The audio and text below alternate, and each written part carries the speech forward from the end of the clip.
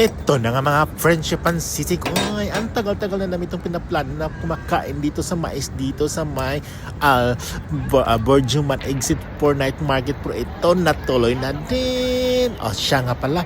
Ito pala ang tatlong paraan para sa pagluto ng mais. Una, nakita niya yan. Yan ang sinugba.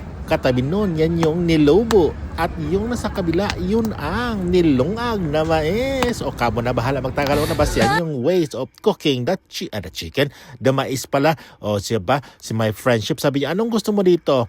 Cheese, spicy, or yung natural? Sabi ko, natural para masarap. O, kayo mga friendship, gusto niyo ba dito? Babala lang. Pagkatapos yung kumain sa mga sinanggag na mais is yung putut-putut na utot ang lumalabas. Pero in fairness, ang sarap po ng mais dito.